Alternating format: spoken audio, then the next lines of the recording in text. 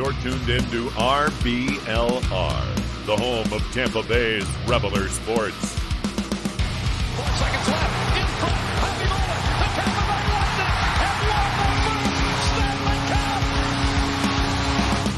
And the Tampa Bay Lightning have won the Stanley Cup. Lightning strikes twice. The Tampa Bay Lightning win their second straight Stanley Cup.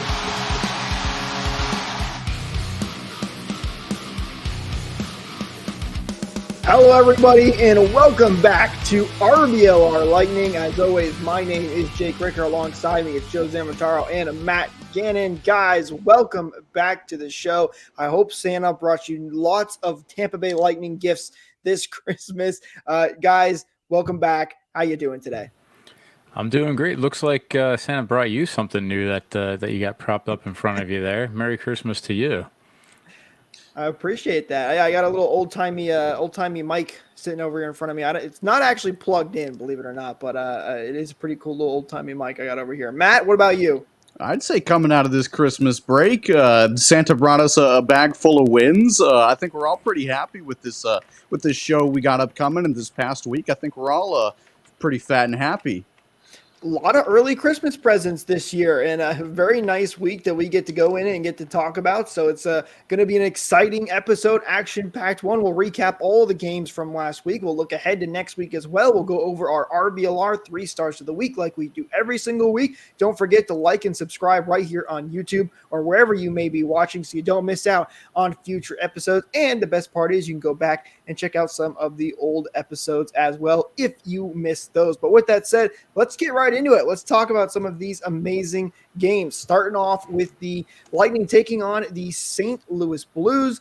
And guys, this was a fun one. I was there at this game in person, so I'm going to take credit for the win. I'm 1-0 now at Lightning games, so I'm going to put that out there. But Lightning win it 6-1, a pretty dominating game from the Tampa Bay Lightning. 33 shots on goal to St. Louis is just 29, and it was a shutout all the way until the referees decided we're going to call a instigator penalty, which, as you guys know, I've said multiple times on the show, is one of my least favorite calls of all time. And the St. Louis Blues did score on that eventual power play, but it didn't really matter in the grand scheme of things because the Lightning get a big win, a big 2 points at home at Amalie Arena. Joe, I'll start with you. Your thoughts on this game against St. Louis? So I mean, let's face it. It's a statistic that doesn't count at all when it comes to the standings, and that's the shutout. We all like it for Vasy because we love our guys and we want something to be able to brag about. Notching more shutouts just makes the argument for one of the best goaltenders ever that much easier. But he played fantastic, .966 save percentage. He had a really good bounce back considering what we were talking about last week and how, especially for that Flames game, he pretty much let the Lightning down and allowed the Flames to win. The team played really well, and it was a pretty dominant performance. They got their fair number of block shots in this one, something that, I've been harping about. Been saying basically 20 is going to be a magic number. They got 19 block shots, and overall it was, a pretty solid win. When you're up 6 goals to none, giving up one with 4 minutes left isn't the end of the world. Looks, a little deflating when you're hoping for something extra for Vasy there, but it's a really, really good performance by the guys. Yeah, Jake, thank you for being there. I think I'm 0-2 on the season, so I might just have to give all my tickets to you. No, this is definitely flipping the script from that earlier Blues game we played in St. Louis this year is a 5-0 shutout. So it's kind of the same game, but in reverse. I definitely do think the Lightning, they were fantastic that game. Not without their errors, but Vasilevskiy, he definitely kept them in that game for sure. Like we were going on about 2 weeks ago about that Penguins game that really should have been a shutout. It's kind of the same thing. I think we'll cheat and kind of give it to them, at least from the fans, we'll give them the shutout. But just, like you guys were saying, just a great response game, finally back home after that West Coast road trip. That's never easy to do. So just a really great bounce back performance all around, just everything you wanted to see, coming back at, being back at home. The guys are rested, know that they're going to be just well rested and away from that West Coast Canada trip. It does wonders for you being back home. You know, you said that it's like a bounce back. It was a bounce back for a lot of players too. You look at the first goal of the game; that it was 2 minutes and 23 seconds in, and that was Jeannot basically intercepting a failed. Binnington mishandled the puck. Jeannot jumps on it, throws it out front. That hits Isamont and it goes in. Really good job for bottom six. And there's another one where Mott had a scramble in front, put the puck in the net, and then another guy whose name was coming up big last week was Paul. He had a couple of beautiful screens. He had some really good play from the center faceoff dot. He was 88.9% for faceoffs in that game against the Blues. So he was going off. Fleury scores. Then Paul gets a power play goal as well with Stamkos faking his one-timer from the circle and hitting him backdoor. So we got some additional scoring beyond it just being our top three big guys. Well, and Kuch, as always, was magical again in that game. I remember watching him and just, makes it look so effortless. He grabs the puck, next thing you know, it's in the back of the net. It is truly amazing to watch in person. And you're right, Joe, it wasn't just the big guys, though. A lot of people were getting the puck in the back of the net, which was great to see. I do want to mention this. We talked about the block shots, which, Matt, you weren't here with us last week, but that's something we talked about. It was like the Lightning need to block some of these shots. And we joked on last week's episode that, well, maybe they're not doing it because they just don't want to get hurt. Well, sure enough, Mikhail Sergachev took a block shot and got banged up in this game, which is unfortunate. We love the block shots, but not the injuries that come with them sometimes. And Sergachev has been a little bit banged up and back and forth. Hopefully, he'll be back to 100% relatively soon. But again, like we said, very solid game from the Lightning. And they were going to need to continue. Or we should mention this too quickly before I get to the second game. The second period. Second period was a lot better. That's been a major issue for the Lightning, especially on that West Coast road trip. It still wasn't perfect, but they scored twice in the second period to the Blues 0 goals. So, positive to see. And you're sitting there going, all right, maybe they can carry this over into the Vegas game. And this was a very different game from the St. Louis game, but they do get the win 5-4. This was just a fun game, especially if you were just an NHL fan.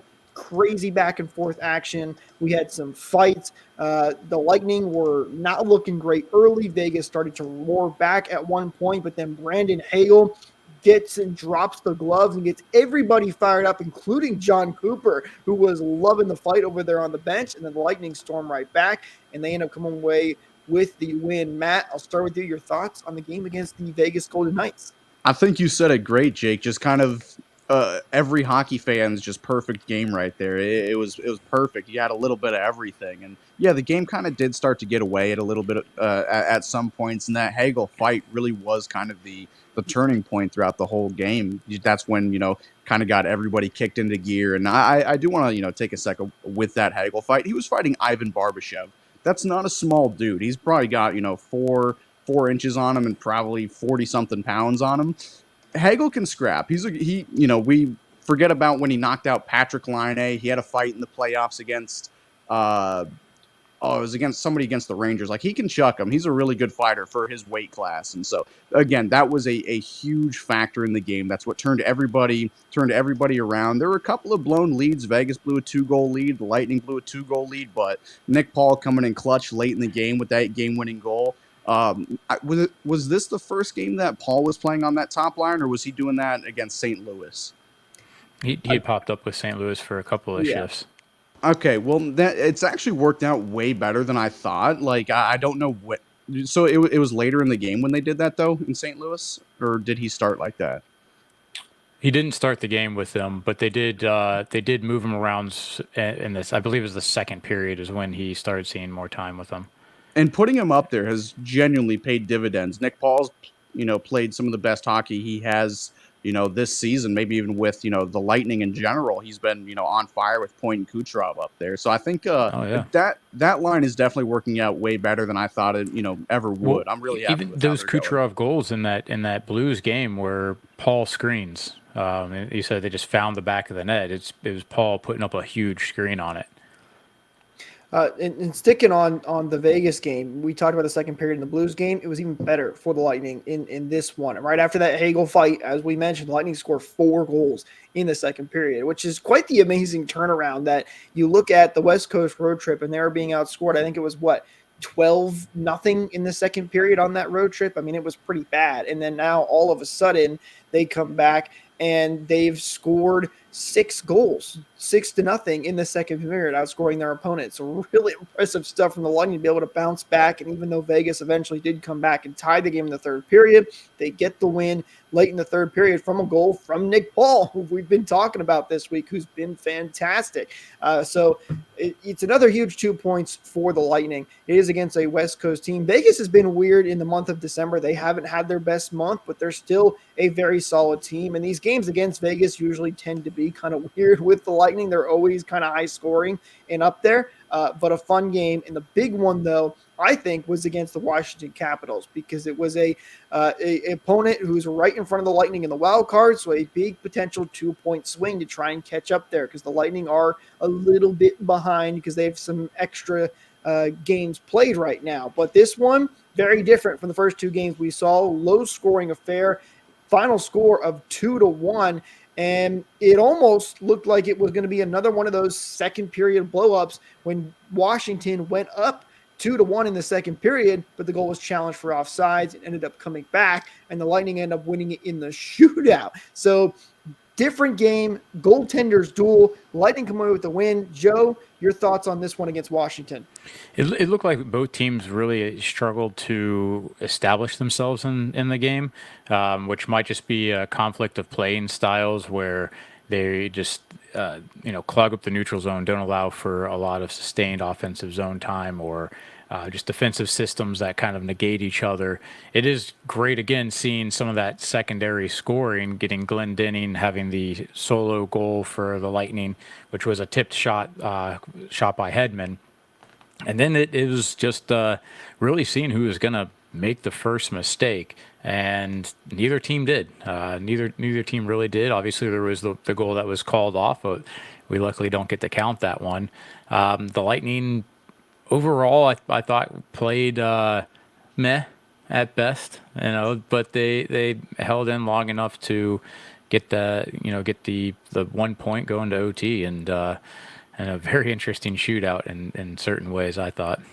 This game it was weird to say the least. Like, just from the start of puck drop, it was, first of all, it's probably the most important late December game we've played in a couple of years. Like, this is a team where I don't know if we're chasing or they're chasing us in the standings, but I know we're probably within 3 points of each other. It's a very important game. It sucks that it had to go to a shootout, but at least Lightning come away with 2 points in it. But just from the start of puck drop, it just had a weird aura to it or something. It felt kind of weird, and I guess it turned into a bit of a weird game. 1-1, shootout, or 2-1, I guess, winning in the shootout. We don't see those games all too often, but I will give credit where it's due. We came out flying in that first period. We were definitely the way better team in that first period. We had opportunities to make that game, 3-4-0, heading into the second, but Charlie Lindgren, he played really great.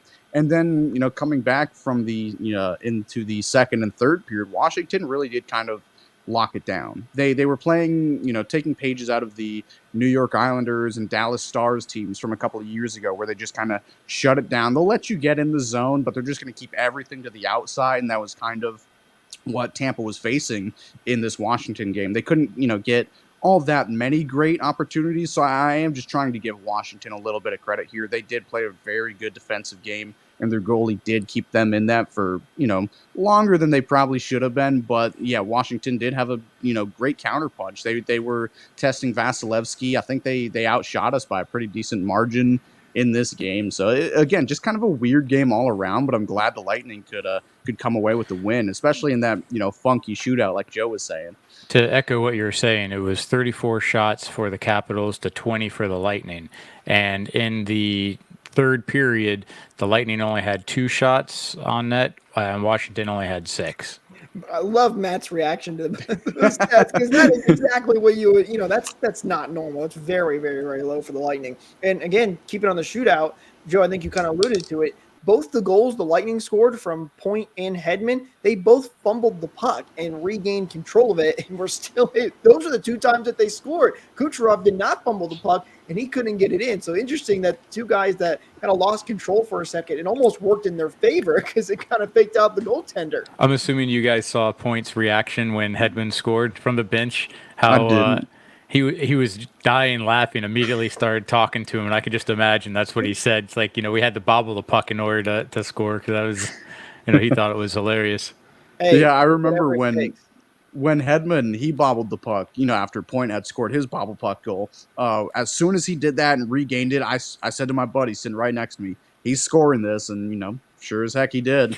I can't believe he was able to find the angle that he did. He's a left-handed shot. He shot it to the right side, but he had it so far out to the left. Like, how he was able to toe drag it and shoot all at once to change the angle. I thought he definitely had it shut down where he wasn't going to put it in. And it wasn't until seeing the net move that And Victor did have a pretty good game. Like, he's, been up and down this year with his defensive play. There's some to be desired, but he's still playing great offensively. And especially with the lack of Mikhail Sergachev in this game and the lack of, the Lightning being able to do anything from the blue line in, he was taking some shots. He was rifling some pucks this game. So I thought this is one of his better games he's played in a while. He was making up for some mistakes, but yeah, just some of the pucks he was getting on net. I think he was the one who shot it for the Glendening tip. He was just kind of everywhere that game. So I want to give him a little bit of a shout out. And, even though this wasn't the best game for the Lightning this week, they still found a way to win, to get that extra point especially. So sometimes that's just the way you got to win some of these hockey games, is grind them out, and that's what they did this week. And for those wondering, it was a huge week for the Lightning because they are now back in a wild card spot. They weren't before. And they're still one of the teams with the most games played at 35. But even Carolina's at 34, and they're a point behind us. So they've made up some ground. It was a much bigger discrepancy than it was before. A lot of teams will catch the Lightning this week because they only play twice, I believe. They've got a game, and then they got another 2-day break, and then another game again. But it was a big week. You get 6 points out of a possible 6 points for the week, which is always a good thing. Joe?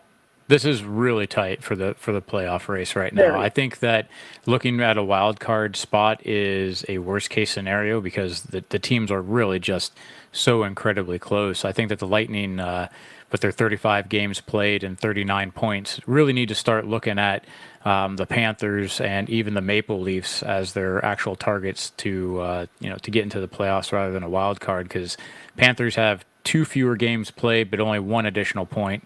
The Maple Leafs have 4 games played fewer than the Lightning with 40 points, so they're still within reach. They especially when it comes to those head-to-heads, which we have some coming up, that they can get a 4-point swing out of them. That's what they should be looking at, because man, you look at the wild card race, and there's 6 teams that are in it right now, that they're all going to be battling for those 2 spots. This is the closest the Atlantic has been in quite some time. Like, it's been kind of a slow boil. We've all been expecting it to get like this over the last couple of years. At one point it was super top heavy and the bad teams were bad, and now everything is just so close. And especially like even the number 1 seed Boston, they're kind of starting to fall back down to earth too. Like, that's another team that the Lightning could be eyeballing. They're 4-3-3 in their last 10. Ooh, that's tough. Lightning did some damage to them a couple weeks ago, man.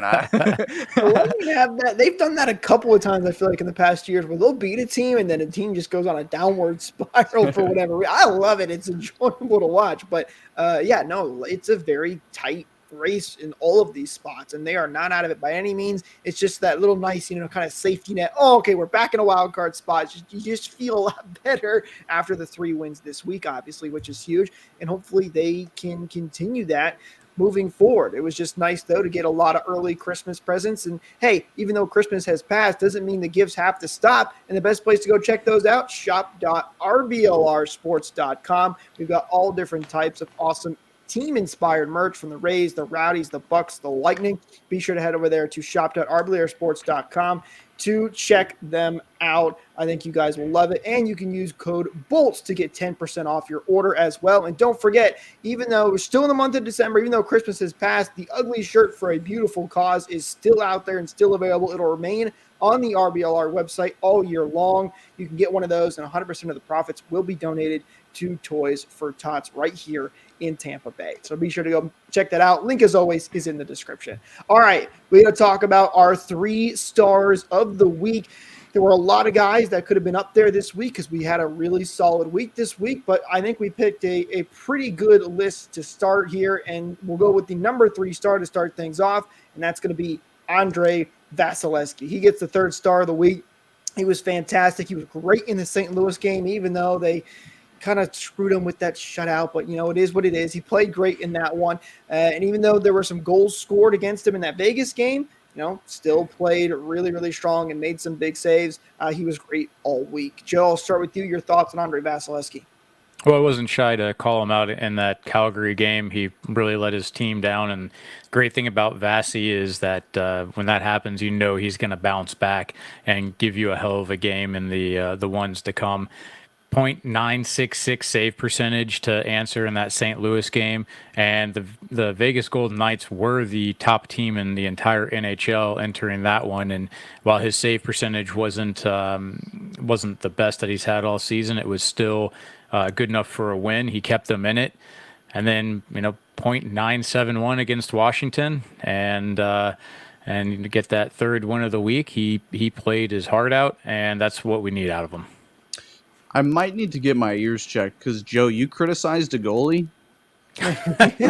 Well, you should go back and watch, because I actually even mentioned you asking about if I grew up in – yeah. That's funny. No, I'm just playing. No, again, just reiterating everything Joe said. Like, what more can you ask for him? Yeah, kind of a bit of a stinker in the Vegas game, but they're a darn good team. Like, what are you going to do? You can't be perfect. And, he was pretty much – right there for perfect in that St. Louis game, and he was as good as you could have asked for in that Washington game. Like, he saved our bacon a couple of times. Like, I don't think those games were ever really in jeopardy. Maybe that Washington game, maybe that Vegas game, but again, he was playing big. Despite the 6-1 final score in that St. Louis game, he was crucial. He was making some really good saves.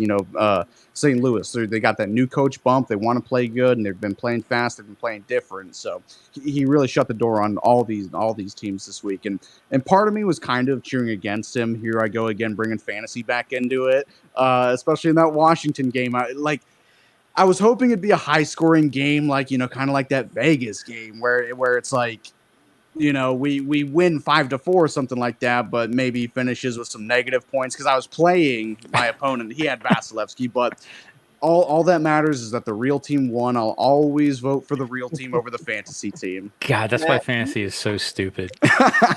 Never, ever, ever bet against Andre Vasilevskiy. He was great this week. He had 3 wins, a save percentage of .938, and a goals against average of 1.95. And Joe, you mentioned, even though when he has some bad games, he kind of feels like, he's going to bounce back. He's going to have big bounce back games. There are a lot of people talking on social media like, is Vasilevskiy just not the same goaltender anymore? He's just not at compete level. And again, this week proved that he is still the best goaltender in the world. So, the guy just came off back surgery, for goodness sake. So, yeah, and people have to realize this is a real person. He's not a robot. He goes through ups and downs like everybody else does. He has sleepless nights. He has nagging injuries. He battles through all of it.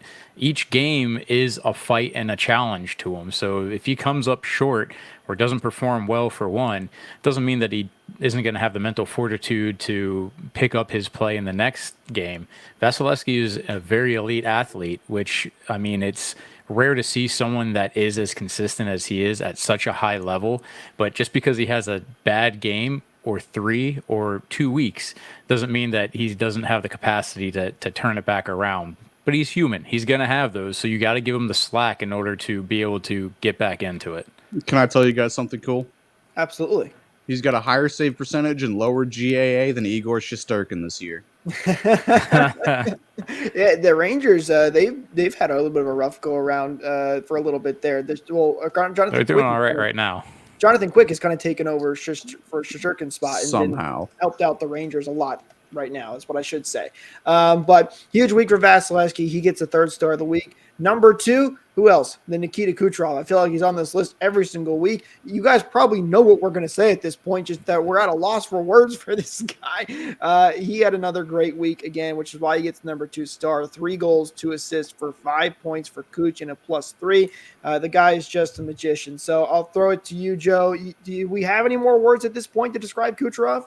He shoots, he scores. There you go. Yeah, if Eureka, you could just take our clips from the last start of the season, just pick one random clip and it'll work for whatever we're gonna say this week. Again, what more can we say? We got to start picking other stars, man. Or he's got to slow down or something, man. Like, he's just too good. We're running out of words. I literally go. I think we should take a class from Doc Emmerich and just come up with a whole bunch of different ways to describe his play. Waffle boarded. That might be a segment next week where we just sit here for 10 minutes and just go through every word that we can describe it on Kucherov's play, because he's seriously that good. I mean, leading the league in points right now. He's up there in goals, even though Matthews is kind of he's had a really great run here. Matthews is up there at 28 goals right now. And I know Matt took over me there for a little bit. I started cheering, supporting the other guys. But then he's also up there for assists. He's only one assist behind Nathan McKinnon. So fantastic stuff from Kucherov once again, as always. The number 1 star, though, guys, I'm really excited about. He was the number 3 star last week. I think he heard what we were saying over here on RBLR, and he got a little boost, and he had another fantastic week. It goes Pump them tires. Nick Paul. Nick Paul gets the 1st star of the week. He can really do it all and was showing it off this week. 6 points, 2 goals, 4 assists, and was a +3 as well. He was great in the faceoff circle. We kind of talked about him a couple times in those game recaps. Matt, I know this is one of your favorite players right now, so I'll let you start. Your thoughts on Nick Paul? Oh boy, where do I start? Like, we were kind of talking about him earlier. He's just kind of with this top line. He's in spaces he should be. He's helping out his wingers, I guess, with being in the right spot, screening on these Kucherov goals, being just in the perfect position. And he's a big body. He's a big presence. He doesn't move all that well. I think he's a good skater, not necessarily a fast skater, but man, it sure is good to see him, have back-to-back 3-point nights. 6 points this week is just, that's phenomenal. He's a guy that I was a huge fan of, since before they brought him over. He was, he kind of took off before Hagel started going off. So that's kind of where my allegiance was. And I still do think Nick Paul is the best player in the NHL whenever he wants to be. He just kind of lets Kucherov do his thing for a little bit. Doesn't want to steal the spotlight. But man, no, he was just tremendous this week. A little quiet in that Washington game, but I think if he keeps playing like he is playing, he'll, switching him and Hagel on that top line, that's something special. That's something dangerous when you can kind of rotate guys on your top line, or maybe he just keeps playing phenomenal and just kind of cements himself there. He's very versatile. He's becoming the kind of go-to face-off guy for the team. It's like him and Glendening and Stamkos. Like, what a great problem to have. You got 3 just tremendous face-off guys, and I think he's probably got one of the best face-off stats, on the team, if not the league. I know somebody said it earlier, but he's going out there in crucial situations. You don't have to worry about throwing your top line out there in the defensive zone because he is so good in that circle. He's a defensive kind of guy. You don't have to worry about that. So just everything he's doing, he's so dynamic. He does it all. Nick Paul does it all. Yeah, man. What we say it was for the Blues, he had a 88.9% in the face-off. He kept them in the games when they were playing against Calgary, trying to make a comeback, and he was just winning draw after draw after draw. And the Lightning weren't able to convert, but he was giving them the opportunities to. That's huge for the team. Getting puck possession like that. It's like making a save and not generating a rebound. You get a stoppage when the other team has pressure. It's a momentum thing, and he was doing a great job with that. The assists that he had, the screens for Kucherov's goals. Kuch definitely does not score if Paul wasn't in front of the net. Paul made that happen. Kuch got it to the net, which is important, but Paul literally on one of them moved, like ducked the puck Matrix style, where the goalie couldn't see it at all. It was really cool to see. I was thinking about it while you were talking, Matt. Who does he remind me of? And really, This is probably three players come to mind. First, I'm going to say he reminds me a lot of Alex Killorn in the positioning that he plays and how he's a good forechecker, physical body. His stride isn't very beautiful, not to make it an insult, but he reminds me of the way Vinny LeCavier would skate. Tall and lanky, but he would use his body to protect the puck as he'd come into the zone. And he really does have nice hands, especially right in front of the net. And that reminds me a bit of Dave Anderchuk, who had some nasty mitts right on the doorstep and wouldn't be afraid to stand in front of some shots. So he's a guy that's pretty versatile, and his style of play mimics some of the greats that have played for the Lightning. And I'm glad that he got the encouragement last week from us, and it really helped boost his self-esteem. And you saw him come out this week and play exceptionally well. Three great players to be compared to. It's not a bad list whatsoever. Matt, to answer your question, by the way, he's fourth on the team in faceoff percentage at 56.4. Tyler Mott leads the team at 57.9. I don't know what that is, how many faceoffs each of those guys have taken, because that stat, unfortunately, isn't right in front of me. But fourth on the team in faceoffs, and on a team, and the Lightning have usually not had great faceoff guys. So it's been really nice to see him. And 56%. 56% is really good. Like, if you're a good faceoff guy, you're hovering around 51, 52, 53. 56 is phenomenal.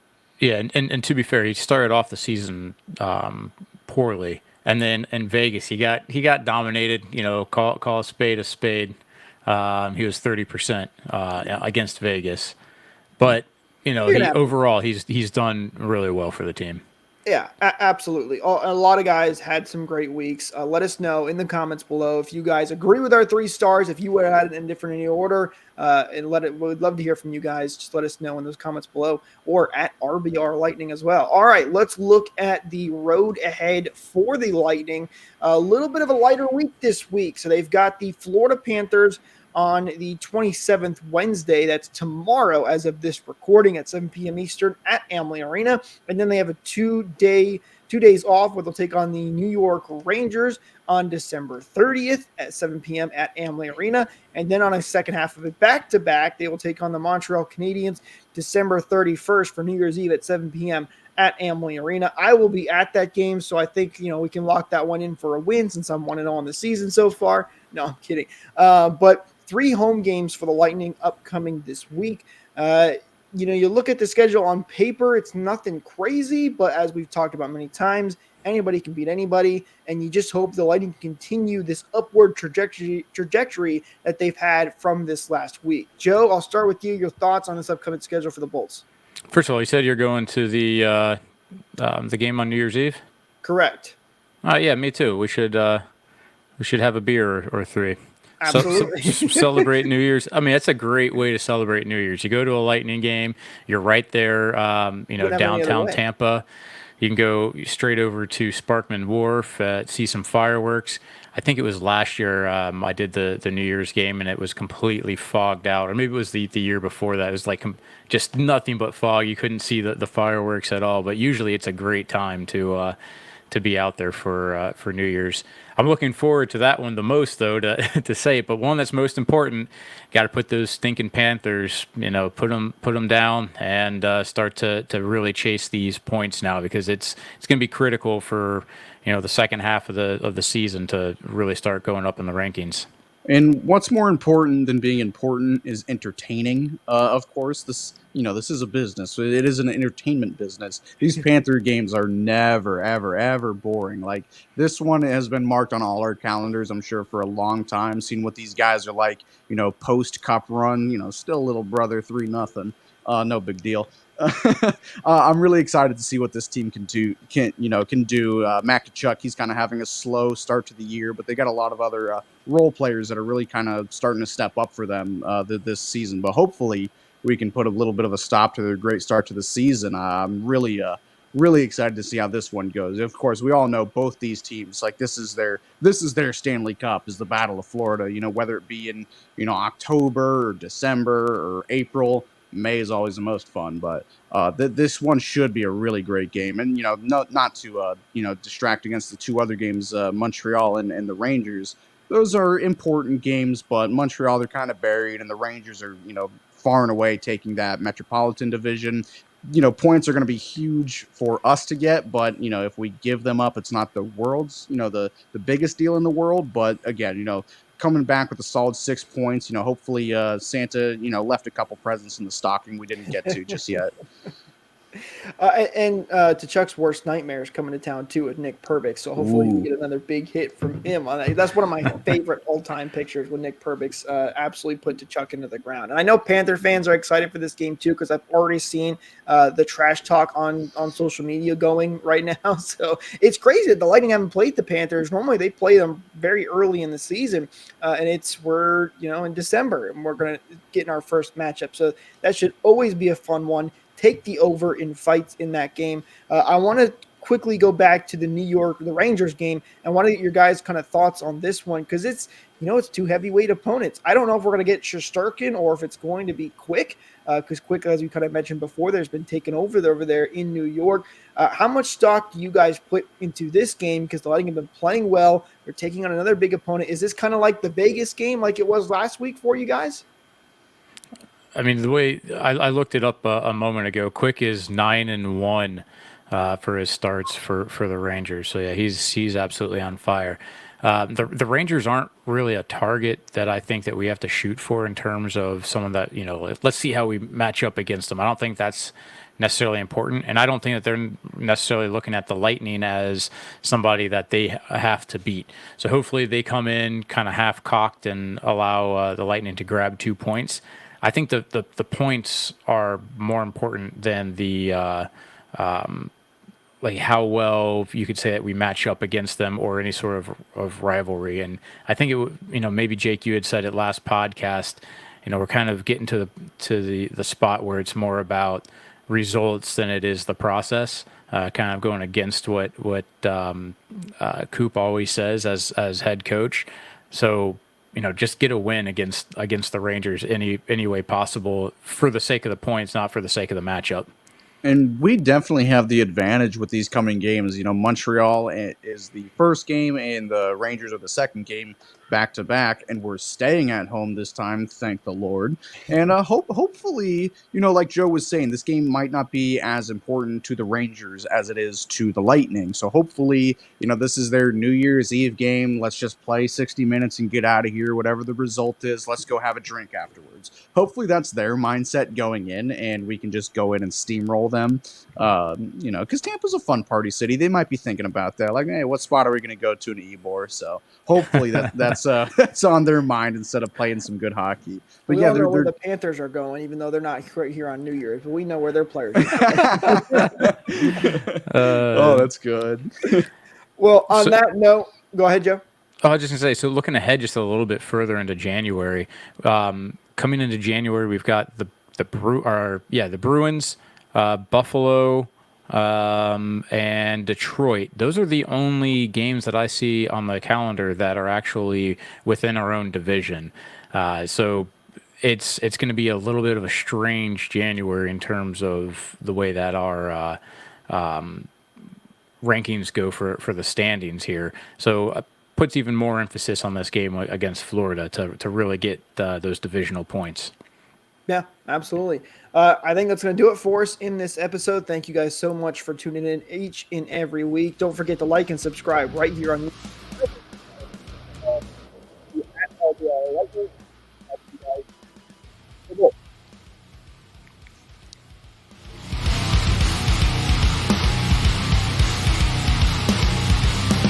Thank you for tuning into this presentation by RBLR Sports. On your way out of the stadium, please remember to like and subscribe.